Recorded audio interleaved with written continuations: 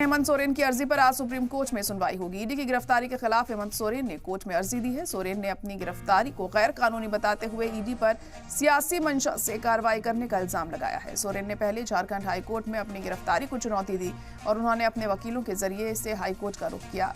आज justice Sanjiv Khanna, justice MM Sundaresh, justice Bela Trivedi की special bench सुनवाई करेगी। तो आज क्या कुछ होता है सुनवाई के दौरान अहम हो जाएगा ये देखना। आपको बता दें कि आज अहम सुनवाई होनी है और हेमंत सोरेन पर ये सुनवाई होनी है और कोर्ट की तरफ से क्या कुछ इस मामले में कहा जाता है ये देखना यहाँ अहम हो जाएगा। तो लगातार देख रहे हैं हम झारखंड की जो सियासत है वो बढ़ती जा रही है। एक तरफ जहां चंपई सोरेन माना जा रहा है कि आज शपथ ले सकते हैं, सरकार बनाने का दावा राज्यपाल को उन्होंने पेश कर दिया था कल और उन्हें न्योता भी दे दिया गया है सरकार बनाने का और 47 विधायक उनके समर्थन में है, ऐसा उनकी तरफ से कहा जा रहा है। अक्सरियत उन्हें साबित करनी होगी, 10 दिन का वक्त उन्हें दिया गया है।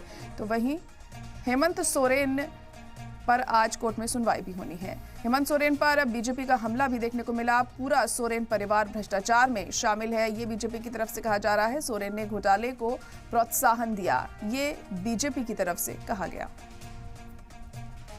हुई है, बाकी दो में कई मामले हैं तो एजेंसी वो बताएंगी। और बाकी तो 36 लाख रुपए उनके घर से निकले। दिल्ली का मकान भी बहुत सुंदर है, शांति निकेतन तो बहुत पॉश कॉलोनी है ना जी, हैं हैं।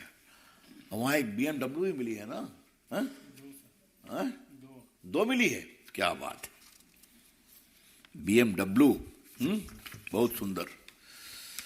ठीक है भाई, चलिए BMW खूब कमाइए, लेकिन कानूनी तरीके से कमाइए।